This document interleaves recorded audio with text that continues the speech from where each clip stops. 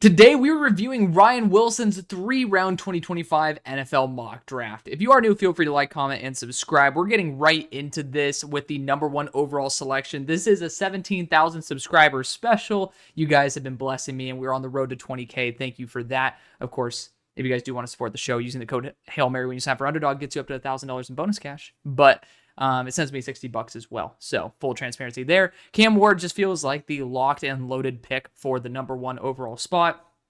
I can continue evaluating it, but if you guys want to hear a little bit more, I've done a billion videos on it. It's kind of been locked in for a while. Let's save our time. Of course, if you do want to have some more fun analysis on a lot of these picks, I actually ended up doing a video with Trevor Sikkema, a full mock draft. That was the most recent video before this one. Feel free to check that out. Currently, it's growing at the fastest rate of any video on this channel, so thank you guys again for blessing me with that.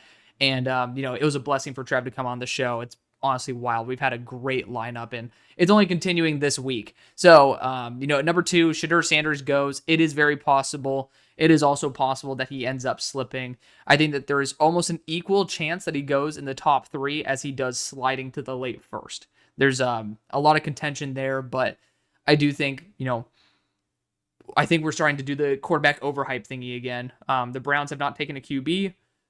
We'll see if that ends up being the case at number 2. Shefty is now switched once again from saying, okay, the most sure thing I am is that quarterback is going to Cleveland at 2. And then he's like, well, I am almost certain all signs are pointing towards Abdul Carter at 2. And now he's like, all the signs are pointing towards Travis Hunter at 2. Shefty, man, he goes on podcasts all the time. That's why he ends up having more clips like this. He's not like just on his official account talking, but, bottom line, it's an enigma. They're going to go after the player they think is best. Travis Hunter goes at number 3. I don't know what happened there. Poor logo ended up covering up poor Travis' face, but, best player available. Makes a lot of sense. At number 4, the Bears make a trade up and select Abdul Carter. I fuck with this. You know what? If they need it. And then the Patriots can end up moving back. I don't like it for the Patriots. I would take Abdul for the Patriots. But if the Patriots are saying like, man, you can end up getting a 2nd round pick in a 3rd round. Honestly, gonna be honest. I feel like it's a little bit light for that type of move back for Abdul Carter. I'm just gonna be real. I would want a minimum of an additional 2nd rounder part of that move up. But for the Bears, I love this. For the Patriots, I would have sticked and picked. For 5, the Jaguars go after Mason Graham. Kind of feels like the shoot-in pick. It's that or Tetaroa at the moment. Speaking of Tetaroa, he goes at pick number 6. Remember, these are all 3 rounds. That's why I'm spending a little bit less time on this, because I've talked ad nauseum. I think it was probably like a 5-minute segment talking about what the Raiders should be doing at pick number 6 with Trevor Sikkema. Again, feel free to check that video out because it's the most recent one on the show where we ended up going through a full first-round mock draft. But some people got pissed off at how much we talked about the Raiders selection. So for some people, they get mad. For people who actually want to listen and hear some cool theories about why players can go certain places, go and check that out. It's okay. Number 7. I totally forgot to talk about Tetaroa. I think that getting an X is very logical for the Raiders. Whether you do it in round 1 or not, I think you should go after a corner here. I think that it's becoming more and more likely that you should trade out of pick 6 and you end up drafting someone like Will Johnson than anything else. At number 7, Armand Membu's the perfect pick for the Jets. It's just hand in glove fit. I think it's perfect. So, if that doesn't happen on draft night, I'm going to be extremely, extremely disappointed. At pick 8, you got Mike Green going to the Panthers. They need edge rush help. If the off-field stuff checks out, which there's some off-field stuff you can go and read on, then it ends up working out. It's up in the air whether that's actually legit. It's legit, but if it's actually condemning, TBD. I'm not going to be the one to do it. I do not have a degree in forensics or anything, so I'm just going to say what I've heard, what I've seen, and that's about it. At number 9, we got the Kelvin Banks selecting New Orleans Saints. No, we have the New Orleans Saints selecting Kelvin Banks. Kelvin Banks is a really solid offensive tackle. This team could end up kicking Tolley back to right tackle where he ended up playing in college. It would not be a bad move. I never think that shoring up your offensive line is a negative move, and with the tackles being so iffy in this class, Kelvin Banks coming in an inch taller and having tackle length arms, it could end up making a lot of sense for this team. Will Campbell goes at pick 10 via that trade back. This is why I support it. If you're going to take Will Campbell at pick 4, then this makes a lot more sense. But I will say I would have went Abdul Carter at number 4. At number 11, Jahdae Barron goes to the Niners. I don't fully trust Jahdae to stick on the boundary, and Lenore's in the slot. I'm not a fan of this. I'd prefer to go after Will Johnson, but I do understand the thought process. At number 12, the Cowboys go Tyler Booker. I mean, based on the recent acquisitions, I don't know if Tyler Booker is a bad selection. He does kind of feel like an upgraded version of, why the hell am I forgetting your left guard's name from Kansas State? But he was really one of my guys last year too. That's why I'm like tripping. But I've been doing some work with Broshmo over the past 3 hours. So brain's slightly fried, but I digress. Your left guard at the moment, which I'm kind of pissed off that I'm forgetting the name off the top of my head. But regardless, he ends up having a really similar athletic profile, in my opinion, to that. So it could end up working out. Tyler Booker's a damn good player. He is, I mean, where's he out on my board right now? I dropped him a little bit because of his athletic testing. I think he's in 77. So yeah, he's a 77 grade at 24th overall on my board. My board is not predictive. It is solely the players that I love in the order that I love them. A plus means that they had a season-ending injury, and that is a grade of pre-injury. Kenneth Grant goes at pick 13. I don't know if a big nose is exactly what the Dolphins are looking for, but I mean, Kenneth Grant could end up being something truly special. We'll see. A lot of people are starting to drop him further and further in their mocks, so I don't know if he goes this high. Tyler Warren at pick 14 to the Colts. I know some people get really mad because I don't put a lot of analysis in at 14 for the Colts when it goes to Tyler Warren. It's just because it's the perfect pick, because you end up helping, like, it's a big need, it's great value, and it helps out your quarterback. So like, that's the reasoning. There's not much more that you need to evaluate beyond that. Michael Williams goes at pick 15 to the Falcons. I think that Michael doesn't necessarily fit Ulbricht's system too well. They like a little bit more of someone who could play stand-up, especially Jalen Walker still on the board. I think that's a lot more likely of a selection. Matt Golden goes at pick 16 to the Cardinals. I'm not a fan of this one. I think there are a lot better players on the board that could fill a lot more needy positions and still have similar, if not better, value to Matt Golden. Like, I know that there's a role for this, but I think that it could end up, the amount of targets that Matt Golden has available to soak up in this offense, I just don't think justifies the pick. At 17, Nick Eamon-Worry goes to the Bengals, and Al Golden likes, like, very athletic. Well, I mean, to be fair, I don't think Xavier Watt's that athletic, but I would say he's getting an upgraded version of Xavier Watts here. Someone who has that athletic background, who also has the ball skills. Like, this guy is an absolute freak. Nick Eamon-Worry, I call him a demigod on my list. He needs to be in a system where he's actually playing single high. I mean, he doesn't need to play single high, but he just needs to play away, a deep safety position. He needs to play away from the line of scrimmage, if possible, because his initial pursuit on like standard rundowns just doesn't make sense based on the fact he's one of the best open field tacklers in the class. But he just does not play the run remotely as well as what that frame suggests that he should. The Seahawks draft Max Hairston at pick number 18.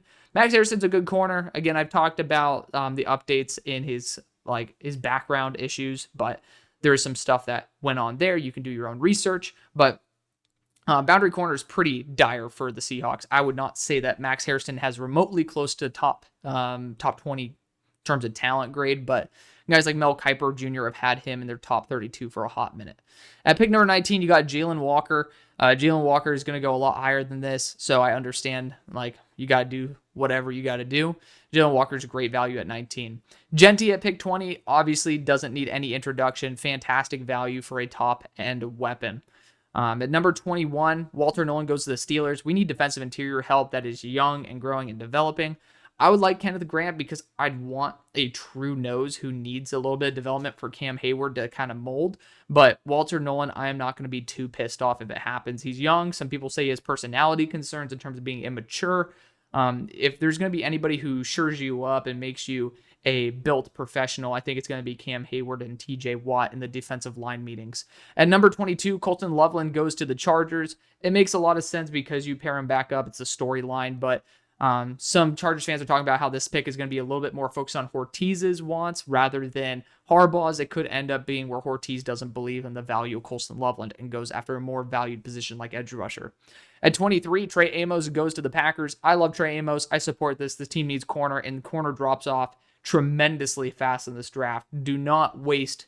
Like, you might say this is a reach, and maybe it is, but there's certain times where reaches end up giving you far better results you need someone who can start on the boundary. This is someone who will start on the boundary for you. And there's not really going to be that option probably in round 2. And sure as hell it's not going to be there in round 3 for you to be able to snipe unless you get very, very lucky. Savone Ravel goes at pick 24. Very similar logic. You need a corner pretty desperately for the Vikings. And Savone has that upside to be that special. So we'll see what happens. But I do worry that a lot of people are forgetting the fact that Savone has played one legitimately translatable game in the past 2 years. And it was week 1 of 2023. Just going to put that out there, but Savone definitely has the flashes of play. It doesn't discount you. It's just something to, give some context to where when you end up seeing him dominating versus Michigan was over 2 years ago, right? Or it was 2 years ago. Pick number 25, Josh Simmons goes to the Texans. Stamp of approval on that. They need offensive line help. Not as much as I think you guys, even myself, end up leading to believe. You guys have done a great job in free agency, patching it up with a bunch of different acquisitions, but you still, I think, need an alpha left tackle there for the future. Cam Robinson's pretty clearly a patch job guy, and Josh Simmons is getting healthier. I think this would be a great move. Jahad Campbell goes at pick 26. He had a shoulder operation, so it's very possible he slips to here, if not further. But Jahad Campbell's a fantastic player. I mean, I think he should be an edge rusher, but I don't think the Rams are the team as well to value linebacker to this degree. So I'm going to say they're not going to select one, but in this range, I could see it happening. And I do think LA, if they do somehow, some way, end up going after linebacker early, Jahad Campbell, with the potential he has, would be super fun to see on this team. Malachi Starks is the third safety for this Baltimore Ravens defense. I fully support it. Going best player available is very Eric DaCosta, and it is very effective. At number 28, Gray Zabel goes to the Lions. Interior offensive line's a need. Potentially center, potentially guard. And he also has left tackle experience, and a lot of it to where I feel very comfortable with him being able to fill in case of that. Gray Zabel's a great player. I have him on my top 10, and I didn't want to. I don't like small school players. And big fan of what Zabel's done. Shamar Stewart goes at pick 29. I think if there's going to be any DC who uses his ego to say, I can make Shamar Stewart into what we want Shamar Stewart to be, I trust, he's not DC, he's a head coach, but a defensive-minded coach, it's going to be Dan Quinn. He did such a good job last year that I really could see Shamar Stewart being a legit effective weapon and being worth a first-round pick for Washington. Luther Burden goes at pick number 30 to the Bills. I don't get this with Shakir getting his contract, but I mean, if you can end up deploying him properly, even as a partial running back with James Cook kind of being a little bit pissy about being greedy with his contract, be intriguing to see how he gets used. At 31, Darius Alexander goes to the Chiefs. Defensive interior is a need. Darius is a great player, and the problem with Darius is that he's not going to be a multi-contract guy, most likely, and if that second contract comes around, I think he's going to be 25, so he'll be 30 years old, so it's going to be a short one as well. You're going to be doing this to remain competitive, and not saying that you can't without him, but I'm saying remaining top dog, and Darius Alexander could be that. Talent-wise, he is among the top dogs. So if this does happen, it's going to suck because you're like, damn, I really would love to have a player who's 20 years old who can end up being re-signed to a 5-year extension, right? Sometimes you don't get that. And Darius Alexander is that perfect example of how much do we value short-term versus long-term success on this team. Sometimes you really do got to buy into the short-term and continue pushing to see if you can outcompete some teams that are still very unstable. And going to 32, James Pierce Jr. goes to the Eagles. I've had it for some inside sources that haven't even been published, but there's plenty of it published out there. James Pierce is just an absolutely horrible locker room presence. I love the kid to death in terms of his talent on the field. He's my number 2 player until a lot of this stuff started coming out. But watch his interviews, you get a bad feeling about the guy. And that's has nothing to do with any of his complexion or anything, because I already know there's going to be some dumbass who drops the racist card, and if that's you, get a life, buddy. Get a therapist. This ain't your this is not your therapy session, so all love to you. Get some help. But I would say for James Pierce, when you sit there, and we all have some weird friends, we all have some little quirks to us. It's what happens, right? We're human beings, right? But when you sit with James Pierce, there's something inauthentic, and there's something very off-putting. Your spidey senses go off. You're like, this guy is not 100% there. And then you hear all of these people, including people that have not published anything, who have come to me privately and have been on the team with James Pierce, saying this dude starts fights. will be like, where is he? We're practicing. He's not even at practice. He also got arrested for disorderly conduct after being pulled over, not for the pullover, for him doing shit after being pulled over. It all adds up to being like, oh, like this is a professional sport. This is a job, right? This is a public selection of a job interview. I don't think he goes in the first. I don't even know if he goes in the second. The talent is worth a top 10 pick. But locker room chemistry is the thing. You don't have BG. I mean, I hope BG comes around as like a mentor or something. If this happens, I'm just praying Vic, BG as a mentor, something can get James Pierce on track, because it breaks my heart, but there's some screws loose there. And it's unfortunate, but I'm not going to call the people who have come to me who actually have experience in dealing with JPJ and call them liars. And then, I mean, do your research yourself. Plenty of it's public. Browns go Nick Scorton at 33. I mean, when you end up passing on Abdul Carter at number 2, Scorton at 33 is equally as good value, if not better. Giants go Donovan Jackson. I love the guard short-term fill. I'm pretty sure one of your guards is 34 years old, so it's like, yeah, it's time for a little bit of an upgrade, and then you have that tackle versatility. If Andrew Thomas gets hurt, you guys have been absolutely screwed, so Donovan Jackson at least has that upside as well. JT Tuimoloau goes to the Titans at 35. A little bit early. Don't think he fits necessarily, but he's a damn good player. I like the value there. Emeka Egbuka goes to the Jaguars. Consistency is super duper key, but they wanted to put Brian Thomas a little bit more in the slot. That's kind of Emeka Egbuka's main zone. I'd want to go after more of a boundary receiver here in like Jaden Higgins. At number 37, the Raiders go Amari Hampton. Can't see him slipping. Jordan Schultz ended up saying there are rumors that Amari Hampton is going to be viewed as the Jahmyr Gibbs in this class and go extremely, extremely high. You guys know what I think about him. That's why I have my board below my face. Patriots go Derek Harmon at number 38. Great value, but you already have two very, very, I think it's the highest paid defensive interior group in the NFL. But regardless, it is a little bit, you have enough needs to where I don't think the value is necessarily there. Bears then go Trey Henderson, which makes a lot of sense. He's very Jahmyr Gibbsy, so you'd end up being that role there for the offense. Will Johnson somehow slips to 40. Let's not even talk about that because I know it's a bunch of BS, but Will Johnson going here, the medicals would have to look really, really bad. He's a number 1 player on my board pre-injury and even post-injury. Even with the tape this year, I still think he's the best player in the country by a noticeable margin. But the Saints end up getting a player who I take from at number 9. So I think it's a good move. Patriots end up moving up. Oh my, come on. Zaw Frazier. I got to see this guy in person. He's a fun player, like a very fun player, but this kind of just ruins the fun of it. Like Zaw Frazier is like a 5th round pick. Like let's just be 100% honest. That's such a waste, dude. Such a waste. He doesn't have really anything that's super exciting except for the fact that he's fast and he's tall. That's such a waste, man. 42, I mean, especially since you just ended up bringing in like a veteran corner for 3 years. Like Carlton got brought in for 3 years at, I think, 60 mil. Just doesn't make any sense. And it was a great opportunity to be like, okay, we'll go after, we'll continue loading up in the offensive line. We'll go after Ursary and let him develop and we'll see what happens there with him and Will Campbell. Like there's just opportunities that are just absolutely whiffed on. Jets go Jackson Dart. Jackson Dart's, I'm not the biggest Jackson Dart guy. You can check out my quarterback rankings, my final quarterback rankings. So just label it final. That way people at least understand that I'm not going to be making another vid on it. But yeah, it ended up being released like a week ago. You guys can go check it out. Not a big Jackson Dart guy, but I could see it being a good fit there for the Jets. 43, the Niners go Alfred Collins. Defensive interior is big for him. Could see it happening. I would just say, it's a little bit on the older side. I would say this team wants to kind of rebuild from scratch. Cowboys have done a lot of work. Carson Schwezinger, also former Oaks Christian alumni as myself. And I love to see some Oaks Christian alumni getting some good love here. I wanted the last one that I knew coming out, which was Zach Charbonnet, former teammate and friend.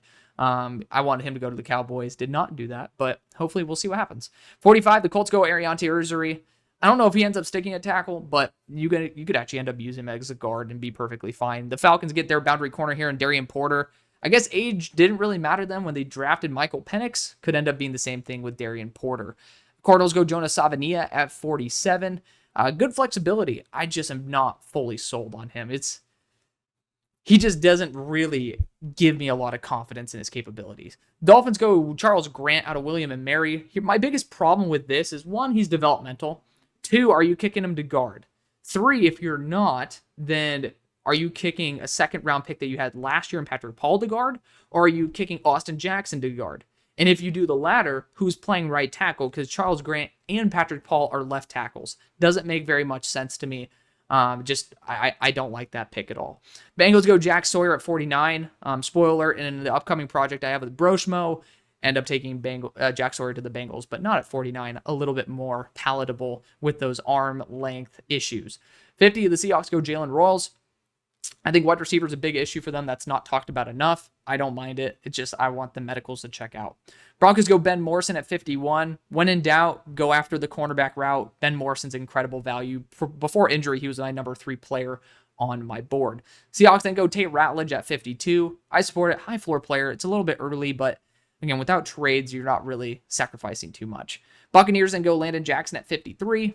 He's an edge rusher. He has a good explosiveness, unique build, but don't really think it really amounted to much on the field the way that maybe some others believe. Packers then go Omar Norman Lott. It's very intriguing for a team that just fired their D-line coach to try to go after someone who's that developmental. I love Omar Norman Lott, but it's like I really want to take him to a team that I trust in the coaching, because he needs to be in the right situation. And there's too much turnover in that, like in the D-line coach area, for me to feel comfortable with the Packers being the destination for him. Chargers go Deion Walker. This feels like some of these picks feel like they were kind of copy and pasted from a mock 4 months ago. Deion is nowhere close to a second round pick at the moment. And the Chargers, I mean, if you're at that point taking Deion Walker, woof. I mean, Ortiz is not the type to reach at that point. Bills go Vernon Broughton. He ended up having a good end of the year. I do think, again, this D-line rankings, just doesn't make very much sense to me. Again, to be fair, you look at my board, it doesn't make sense to pretty much anybody. Happens, but I mean, I just don't see any sort of logic that you can put behind this. I try my best to logic my way through these, and for all these players, I do have a video out at least pretty much explaining why I believe what I believe. So you can go check that out. Not having any information here is pretty wild, but Vernon Broughton's a good player. I just think it's more of a day 3 type of dude. Tyreek Williams is incredible value for the Panthers. I mean, doesn't necessarily fit the way I think I'd want him to, but I prefer TJ Sanders fit based on them trying to target Milton Williams. Speaking of TJ Sanders, goes to the Texans. Great player, great value. The Texans have rebuilt their team pretty damn well. So, I mean, it's pretty surprising. If they end up getting a couple weapons, they could be in business. Ravens go Josh Connolly at 59. Incredible value, can end up playing guard for them. Lions love high character players. Femi Oladejo absolutely is it to a T. Huge fan of that pickup right there. Commanders go Zaire Thomas at 61. Very lucky to end up sniping him here, but it is what it is. Great, very lucky. I don't think that he'll get there. Bills somehow get Donovan Ezeraku at 62. We all know that's not going to happen, but this is CBS.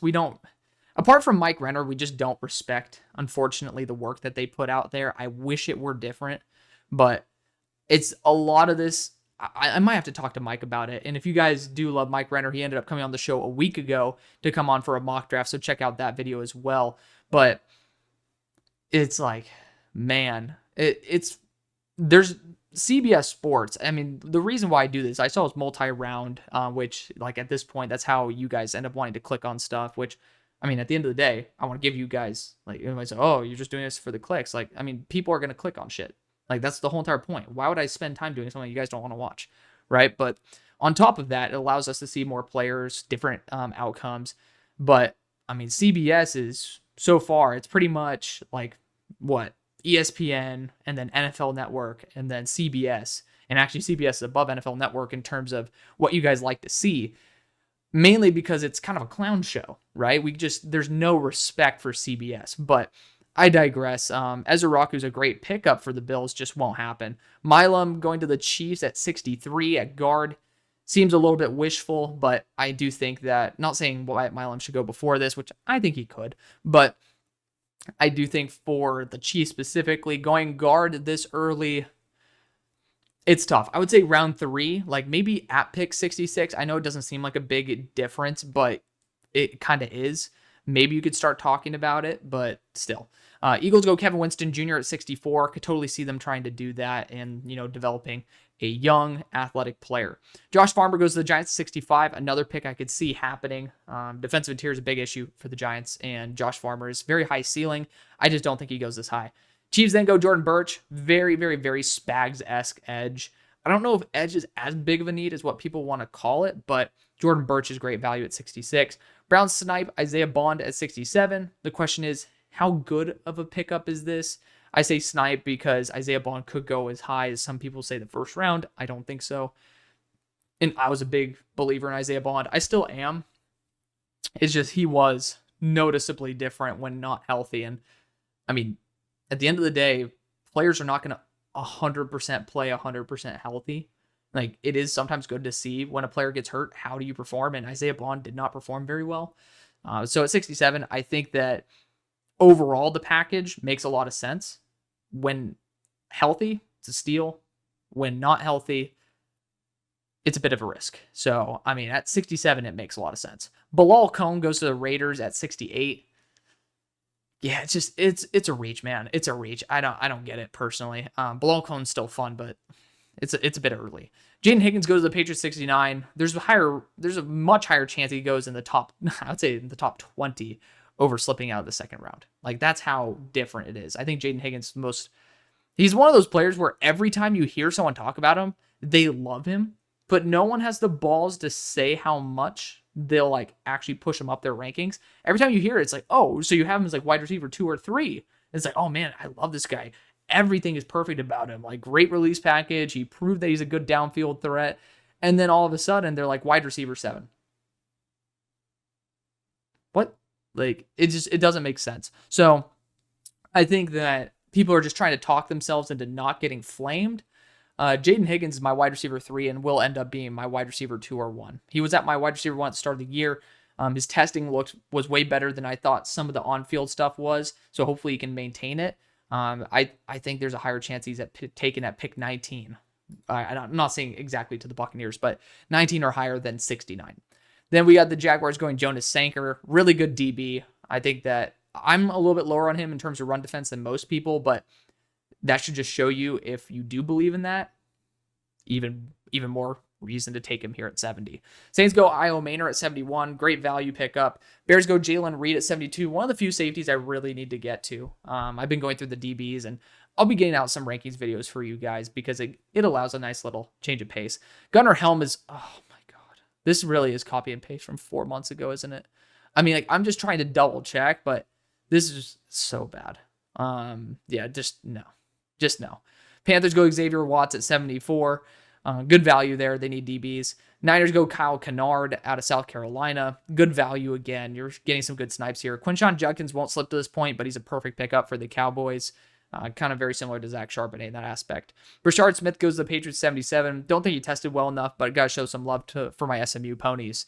At number 78, the Cardinals go CJ West. A really good defensive interior. Great locker room presence. It makes a lot of sense. Texans go Andrew Makuba at 79.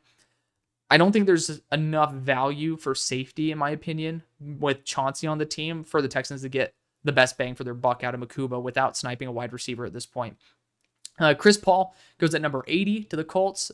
Great value there. It's a big need. Makes sense. Logan Brown, I know some people are very, very high on him. He could end up being one of those surprise guys who gets taken at day 2. I support it for the Bengals solely because offensive line is a great position to target. Seahawks go after Emory Jones at 82. A little bit early, in my opinion, but honestly, nothing too criminal. Steelers go after Will Howard at 83. I mean, it adds up. Good value. He's my quarterback 3. At number 84, the Buccaneers go Noel Williams. I mean, someone who had 7 interceptions the past year. Really solid value. But this is a little bit early. It's just, I trust Todd Bowles. Broncos go Mason Taylor at 85. That's the perfect spot to snipe him. Like, I think you could end up being late too, but you can get him here. Run it to the podium. Chargers go LaQuint Allen at 86. LaQuint Allen is a top 15 running back for me, and depending on which grading system I want to use, because I have different weights, he is a top 10 running back for me. Really good pass protector as well. He'd be a good pickup there to be behind Najee Harris for the Chargers. Packers go Jack Bech at 87. You guys see what I think of Jack Bech, so you guys know what I think of that pick. Jaguars go a developmental offensive lineman, Cam Williams. They've acquired a lot of offensive line talent to where I don't feel too desperate for this, but I mean, developing offensive line is never a bad idea. Texans go Trey Harris at 89. Good steal of a faller, but of course there's been some guys who've been taken above. And there's 1 and 2 picks that we'll talk about that's just a little bit ludicrous. Rams go Elijah Arroyo at 90. They do need a tight end. With the knee concern, it could have him slip. Colin Oliver makes no fucking sense. And I love Colin Oliver, but him at 91 to the Ravens, there's a higher percentage chance he's a UDFA. Like, sometimes, I mean, like, we're going to talk, I mean, even the next pick, too. And I like Ty Ingram Dawkins, too. I mean, again, Colin Oliver and Ty, like, I support these guys 100%. There's just no reason to take them at this spot. Like, there's so many better players at their position. I don't even think it's that much of a need. I mean, there's literally someone who probably has 4 times the pass rush win rate in Josiah Stewart that will literally play the exact same role as Colin Oliver. Just does not make sense. Then Seahawks, I mean, really, Ty Ingram Dawkins, like, it doesn't make sense. Saints going Kyle McCord. I don't think it's going to work too well with Kellen Moore. If you're going to want, I think with Kellen Moore, you're going to want, no pun intended, a little bit more in terms of mobility and just playmaking. Kyle McCord is probably among the best throwers of the football in this class, but I do think there's a little bit of that playmaking ability that is a little bit lacking. Brown snipe Caleb Johnson as he slips down to 94. Spoiler alert, in that same project I'm doing Broshmo, Browns will also be picking up Caleb Johnson a little bit earlier, though. Isaac Tesla goes at 95 to the Chiefs. They already have enough weapons that I think will be operating in the slot. That's Isaac Tesla's best ability. I don't see it happening. Eagles go Anthony Belton, 96. Pipe dream, definitely something that you'd want, but I don't think it's something that's happening. A lot of people love Kobe King. He's very athletic for his size, and I don't know if linebacker is the spot where you really want to go with the Vikings, but, you know, there's been worse picks than this. Dolphins go BJ Adams. Again, something that doesn't make any sense. Didn't really test out well. Was noticeably worse than his counterpart in Mac McWilliams. Just doesn't really make much sense for me, if I'm going to be honest. Tyler Shuck goes to the Giants at 99. I could end up seeing that happening. If they're going to pass on QB enough, then they can end up going after the piece of glass that's old in Tyler Shuck. Dylan Fairchild goes at 100 to the Niners, fills in at left guard. Makes a lot of sense. I mean, I just don't know if I have a late 3 on him, but, you know, this is where you can start taking some flexible picks. Rams go Quinn Ewers at 101 to develop. I'm just glad it's not in the first round like I've seen on some others. And then the Lions go Ty Felton at 102. I'd prefer a little bit more of a physical build on the boundary, but Ty Felton is a little bit underappreciated, so I like seeing the love for him. But that's going to be the video. Thank you so much for watching. See ya later. Bye.